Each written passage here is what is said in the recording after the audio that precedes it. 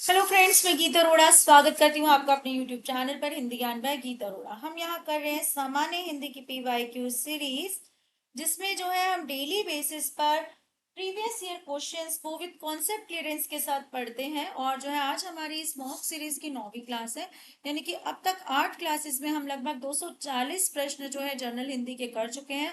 आपको डीएसएसबी का पैटर्न अच्छे से समझ आ रहा होगा और आपके कॉन्सेप्ट भी क्लियर हो रहे होंगे।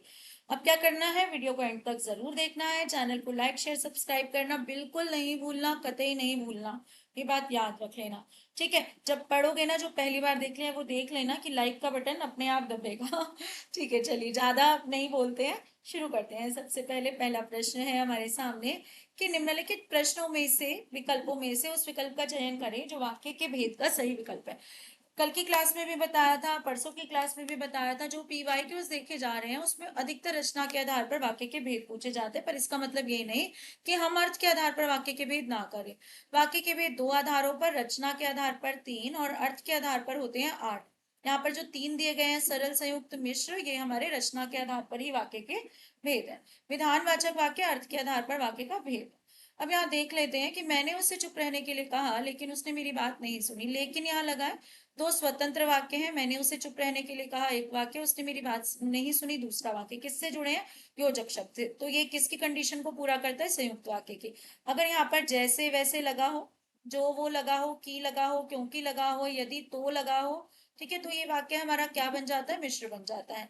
ठीक है, सरल वाक्य के लिए क्या जरूरी है? एक ही मुख्य क्रिया हो। उस विकल्प का चयन करें जो देशज शब्द का सही विकल्प है। देशज शब्द यानी कि देश में जन्मा, यानी कि देश में ही ओरिजिन हुआ है उसका, लेकिन कहाँ ये नहीं पता, किस भाग में नहीं पता। लोटा, खिचड़ी, जगमग इत्यादि क्या है? हमारे देशज शब्द है। शादी, मौसम क्या है? विदेशी भाषाओं के शब्द है, अरबी भाषा से ये हिंदी में आए। दंगल जो है फारसी भाषा का शब्द है, तो ये तीनों किसके शब्द हो गए? विदेशी भाषा के। ठीक है, कुछ शब्द रिपीटेड होते हैं, इनको याद कर लीजिए। ठीक है, कि ये शब्द आपको होने चाहिए कि अगली बार आए अगर एग्जाम में, तो ये कई बार रिपीट आते हैं शब्द। अगला है सही, रिक्त स्थान के लिए सही शब्द चुनना है। हताशा, निराशा और असफलता जैसे शब्द हमारे जीवन के शब्दकोश में होने चाहिए? नहीं होने चाहिए? सदा होने चाहिए? जरूर होने चाहिए? बताओ। मेरी डिक्शनरी में तो इम्पॉसिबल वर्ड नहीं है। इम्पॉसिबल वर्ड कैसा है? नेगेटिव। ये तीनों वर्ड्स भी कैसे हैं? नेगेटिव है, यानी कि नकारात्मक है। तो नकारात्मकता तो जीवन में कभी होनी ही नहीं चाहिए। तो ये तीनों शब्द हमारे शब्दकोश यानी कि हमारी डिक्शनरी में नहीं होने चाहिए। उत्तर बन जाता है बी। क्या करना है? सही वर्तनी वाला शब्द चुनना है, शुद्ध शब्द चुनना चुनना है। वर्तनी वोकेबलरी इंप्रूव करना जरूरी है। शब्द क्या है? पारितोषिक, संस्कृत का शब्द है। परि जमा तोष जमा इक से बना है। ठीक है, जिसका अर्थ होता है किसी को जो है ईमान, कुछ मेडल मिलना इत्यादि मिलना। ठीक है, अगला है अब तक हम काफी खाना बना चुके हैं, वाक्य का पक्ष बताना है। वाक्य के पक्ष के लिए क्या है? चुके हैं लगा है, यानी कि पूर्णता का द्योतक है। सात्य द्योतक क्या होता है? जिसमें काम चल रहा है। नित्यता द्योतक क्या होता है? जो सदा रहने वाली चीजें होती है, जैसे पृथ्वी गोल है, सूर्य एक तारा है। प्रगति द्योतक जैसे आगे बढ़ रहा है, आगे चल रहे हैं अभी, अब भूख लगने लगी है, बढ़ने लगी है, तो प्रगति द्योतक होता है। तो यहाँ पर क्या है?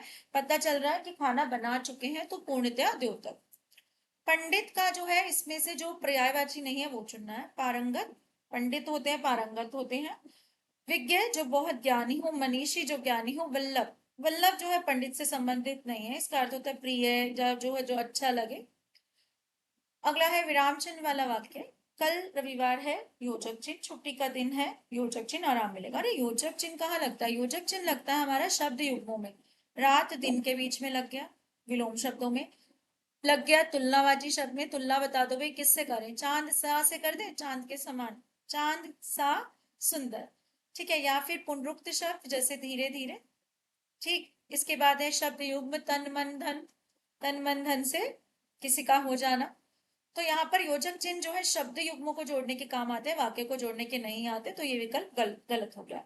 कल रविवार है, अर्धविराम, छुट्टी का दिन है, अर्धविराम, आराम मिलेगा। ये वाक्य ठीक लग रहा है, क्योंकि अर्धविराम का काम है पूर्ण विराम से आधे समय के लिए रुकना। ठीक है, जो शब्द जो वाक्यों को जो है बीच में से तोड़कर एक पूर्ण वाक्य बना सकता है।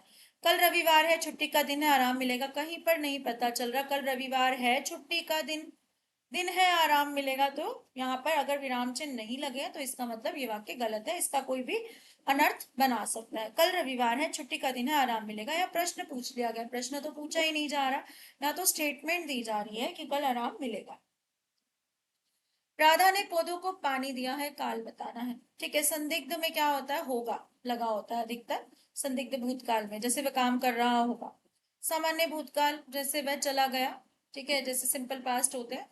अपूर्ण भूतकाल में वह काम कर रहा था, लेकिन आसन्न भूतकाल में क्या होता है, जब काम अभी अभी होके छूटा हो। राधा ने पौधों को पानी दिया है, यानी कि थोड़ी देर पहले ही उसने पौधों को पानी दिया है। तो आसन्न भूतकाल, आसन्न का अर्थ क्या होता है, इंग्लिश में इसके लिए शब्द है, स्पेलिंग देखना, एडजेसेंट, शायद यही स्पेलिंग है ना, एडजेसेंट, ठीक है, जो बिल्कुल साथ वाला हो। शब्द युग्म का अर्थ बताना है, स्वेद और श्वेत। स्वेद मतलब होता है पसीना, आंसू, स्वेद, ठीक है। हरिवंश राय बच्चन जी की कविता है ना अग्निपथ, उसमें बोलता है अश्रु स्वेद रक्त बहाना पड़ सकता है। स्वेद मतलब पसीना बहाना पड़ सकता है, ठीक है। और श्वेत मतलब क्या होता है, सफेद, तो क्या होगा, उजला, क्या होगा, उजला। अगला है यहाँ पर, गांव का जोगी जोगना, आन गांव का सिद्ध। लोकोक्ति का अर्थ बताना है कि गांव का जोगी तो जोग करता है बस, और कोई काम नहीं, और आन गांव का सिद्ध दूसरे गांवों के लिए सिद्ध है। इसका मतलब क्या हो गया कि हमारे गांव में उसका कोई महत्व नहीं है, दूसरे गांव में उसका महत्व है, यानी कि वह जो है घर की मुर्गी दाल बराबर है, यानी कि अपने स्थान पर उसका सम्मान नहीं है, बाकी स्थानों पर वो महान है। मेरे लिए थोड़ा सा खाना लेकर आओ। क्या पूछा है, विशेषण का भेद पूछा है, रिक्त स्थान में जो हमारा शब्द लिखा है थोड़ा सा। अब थोड़ा सा जो है ना, अच्छा विशेषण के भेद देखो, गुणवाचक होता है रंग, दशा, आकार, दोष इत्यादि के आधार पर। संख्यावाचक में जब संख्यावाची शब्द जो है क्या करते हैं, विशेषण का काम करें, संज्ञा शब्द से पहले उसकी संख्या बताएं या ना बताएं, बताएं तो जो है निश्चित संख्यावाचक, ना बताए और संज्ञा गिनने लायक हो, जैसे मैंने बोला चार चार पेंसिलें, ठीक है, तो गिनने लायक है पेंसिल। अगर मैं बोलूँ थोड़ी पेंसिलें, तो भी पता है ना कि पेंसिलों को गिन सकते हैं, तो दो भेद हो जाते हैं, निश्चित अनिश्चित। ऐसे ही परिमाणवाचक के हमारी यूनिट्स लगी होती हैं मेजरमेंट की, जैसे 2 लीटर, 4 4 लीटर, या फिर चीजें कैसी होती हैं जिनको हम तोल गिन नहीं सकते हैं, ठीक है, तो यहाँ पर खाने को हम गिन नहीं सकते हैं, तो ऐसी चीजें किसमें आती है, परिमाणवाचक में। लेकिन यहाँ पर कैसा है, अनिश्चित परिमाणवाचक है, अनिश्चित परिमाणवाचक का विकल्प नहीं दिया हुआ है, तो किस पे जाएंगे, परिमाणवाचक पे। संभव है आज मेहमान आए, तो क्या है, कौन सी वृत्ति है, संभावना अर्थ है। संकेतार्थ होती तो अगर आते, तो विद्यार्थ होती तो आए हैं मेहमान, संदेहार्थ होती तो शायद आज मेहमान आए। पोबारा होना एक मुहावरा है जिसका अर्थ है अत्यधिक लाभ होना, ठीक। अगला है यहाँ पर लोहा लेना, क्या अर्थ होता है, लोहा ले लिया उसने, तो लोहा ले लिया, दुश्मनों से लोहा ले लिया, यानी कि युद्ध कर लिया। भाववाचक संज्ञा का सही विकल्प नहीं है, दूरी, दूर से बना दूरी, ठीक है। धिक्कार से बना क्या है, हमारा धिक्कार भी जो है एक भाववाचक संज्ञा है, कि मुझे धिक्कार हो रहा है अंदर से, जब अपने लिए जो है ग्लानि का अनुभव हो, कोई गलत काम कर ले। सुखद मतलब होता है कि सुखद अनुभव होना, यानी कि ये संज्ञा शब्द ना होकर ये क्या है, सुखद अनुभव, ये क्या है, एक विशेषण शब्द है, ठीक है। सुखदाई, सुखदाई जो है हमारे पास क्या है, ये भी एक विशेषण शब्द है वैसे तो, ठीक है। अब यानी कि इस क्वेश्चन में क्या है, त्रुटि है, यानी कि गलती है डीएसएसबी की तरफ से। अब सही उत्तर को क्या करें, यहाँ पर क्या होना चाहिए, यहाँ पर सुख होना चाहिए था, ठीक है। अगर यहाँ सुख होता है तो क्या बन जाता है, सुखदाई भी विशेषण है, तो ये भाववाचक संज्ञा का विकल्प नहीं है। गलत क्वेश्चन इसलिए लाती हूँ कि पता चल जाए आपको कि गलत क्वेश्चन भी कई बार आ जाते हैं, जिनके लिए जो है बाद में जो है ऑब्जेक्शन भी डाला जाता है। ताजमहल का निर्माण कार्य चल रहा है, तो हमें क्या बताना है, यहाँ पर जो है काल का भेद बताना है। आसन्न भूतकाल, हेतु हेतु मद भूत का भविष्य काल, या हेतु हेतु मद भूतकाल। देखो हेतु हेतु मद आ जाए ना, तो इसमें कंडीशन दी होगी, यदि तो, अगर तो लगा होगा, भूतकाल के लिए या भविष्य के लिए। अगर वो आता तो हम चलते भविष्य काल, अगर वो आ गया होता तो हम चले जाते भूतकाल, ठीक है, तो इनको तो छोड़ दो। अब बचा है आसन्न भूतकाल, जैसे ताजमहल का निर्माण अभी हुआ है तो आसन्न भूतकाल हो जाता है, लेकिन यहाँ क्या लिखा है, चल रहा था, यानी कि अपूर्ण भूतकाल की बात की जा रही है। अगला है यहाँ पर भाववाचक संज्ञा शब्द का उदाहरण है, लोहा, लोहा क्या है, एक संज्ञा है, द्रव्यवाचक संज्ञा। जवानी भाववाचक संज्ञा। दल क्या है, समूहवाचक संज्ञा। ढेर भी क्या है, समूहवाचक संज्ञा के अंतर्गत आता है, तो क्या बचा, जवानी। जवानी, यौवन, बचपन सब किसमें आती है, अवस्था है हमारी भाववाचक संज्ञा में। अस्त्रीकरण का विलोम, अस्त्रीकरण करना मतलब क्या होता है कि चीजों मतलब जैसे सेना के लिए हमने अस्त्रों का जो है इकट्ठा किया और उन्हें जो है सिखाया अस्त्रों के बारे में, तो अस्त्रीकरण, अस्त्र दिए उन्हें। निरस्त्रीकरण मतलब अस्त्र ले लिए उनसे, यानी कि जो भी उनके चलाए जाने वाले औजार तो नहीं कहेंगे, अस्त्र जैसे बंदूकें होगी इत्यादि जिनका वो काम लेते हैं, उनको जो है देना अस्त्रीकरण, और ले लेना क्या होगा, निरस्त्रीकरण। ठीक है। बाकी क्या है, प्रवर और अवर की बात करें तो प्रवर का अर्थ होता है हमारा, अवर और प्रवर का अर्थ होता है हमारा, जैसे अवर बोले तो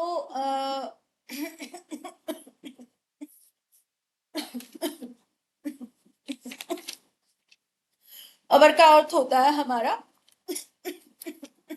छोटा, और प्रवर का अर्थ होता है हमारा श्रेष्ठ। ठीक है। कोई चीज जो है बहुत अच्छी हो उसे बोलते हैं श्रेष्ठ, और अवर का अर्थ होता है छोटा। ठीक है, ये याद रखना है। अगला है निम्नलिखित में से मुहावरा कोड़ में खाज होना। एक तो पहले उसे बीमारी है कोड़ की, ऊपर से क्या हो गई, उसमें खुजली हो गई, तो क्या होगा कि पहले से ही परेशान है, अब क्या हुआ, एक दुख पर उसके पास दूसरा दुख आ गया। मुख्यमंत्री शिवराज सिंह चौहान ने बाढ़ पीड़ितों के लिए अनाज बंटवाए। यहाँ पर है कारक की विभक्ति बतानी। जब हम किसी के लिए कोई काम करते हैं तो वो कौन सा कारक होता है हमारा, किसी को प्रदान करना कोई चीज, तो क्या होता है हमारा संप्रदान कारक। कौन सा शब्द प्रत्यय का प्रयोग कर बनाया गया है, परामर्श, परा जमा मर्श, परा जो है हमारा उपसर्ग है, मर्श जो है यहाँ पर मूल शब्द है। ठीक है। इसके बाद है हमारा हर रोज, हर जो है हर एक, हर रोज, हर जो है उपसर्ग और रोज जो है मूल शब्द। उपद्रव, उप जो है उपसर्ग जैसे उपमंत्री में लगा हो, और द्रव जो है मूल शब्द। रिश्तेदारी, तो रिश्ता मूल शब्द, दार प्रत्यय, और दार में फिर से एक ई प्रत्यय, तो क्या बना, रिश्तेदार। ये हमारा क्या हो गया, जो है विकल्प बन गया जो प्रत्यय से बना है। ठीक है। मर्श का अर्थ भी लिख लो एक बार, क्या होता है, मत, किसी की राय। नाटक या एकांकी में निर्देश देने के लिए निम्नलिखित में से कौन सा चिन्ह इस्तेमाल किया जाता है। निर्देश दे रहे हैं कि हंसकर बोला, ऐसे किया, तो कोष्ठक का प्रयोग किया जाता है किसी बात को एक्सप्लेन करने के लिए। इंद्रधनुष का पर्यायवाची शब्द कौन सा है मनोरथ, मन है जमा रथ से मिलकर बना, यानी कि मन की इच्छा। सुर चाप, सुर मतलब देवता, चाप मतलब आपको पता है व्याकरण में भी आर्च जो होती है उसे चाप बोलते हैं, तो इंद्रधनुष होगा। ठीक है, यानी कि देवताओं की चाप है ना, इंद्रधनुष इंद्रलोक से ही तो लगता है। त्वरा का अर्थ होता है तेज, और बाखर का अर्थ होता है बखान करना किसी चीज को। नेहरू जी ने अपने देश के लिए समस्त सुख सुविधाएं त्याग दी। इसके लिए जो है हमें क्या बताना है, हमें यहाँ पर बताना है कि कारक कौन सा है। तो जब ये पहले भी क्वेश्चन आया था एक, देखो सुख सुविधाएं स्त्रीलिंग शब्द है और त्याग दी क्रिया लगी है हमारी सुख सुविधाओं के अनुसार, लेकिन जब भी ने कारक के साथ आएगा हमारा, वो हमेशा कर्तरी कारक हो, कर्तरीवाच्य होगा। ये हमेशा याद रखना है। ठीक है। आप कामता प्रसाद की बुक से भी इसको क्लियर कर सकते हैं। अगर आप टेलीग्राम चैनल से जुड़े हैं तो मैं इसका आपको प्रूफ भी भेज दूंगी, क्योंकि इस जैसे एक पहले हमने एक मॉक सीरीज की थी, उसने किताब पढ़ी, तो ने लगा हुआ है, तो कर्तरीवाच्य ही आएगा, बेशक जो है किताब के अनुसार पढ़ी लिखा हुआ है। ठीक है। ने कारक आने से कर्तरीवाच्य बन जाता है, ये याद रख लो। तो क्या बन गया यहाँ पर, कर्तरीवाच्य। अगला है यहाँ पर कि अशुद्ध, निम्नलिखित में से कौन सा वाक्य वर्तनी की दृष्टि से शुद्ध नहीं है। उनने, यहाँ पे उनने तो होता नहीं, क्या होता है उन्होंने। ठीक है। हमारे यहाँ चाय पी। महाभारत 18 दिन तक चलता रहा, महाभारत का युद्ध 18 दिन तक चलता रहा। आज चेला भी गुरु का कान काट रहा है, आज चेला भी गुरु का कान काट रहा है। यह मेरा भाई है, यह मेरे साथ रहता है। तो कौन सा वाक्य वर्तनी की दृष्टि से अशुद्ध नहीं है। ठीक है। यहाँ पर क्या है, यह मेरा भाई है, यह मेरे साथ रहता है।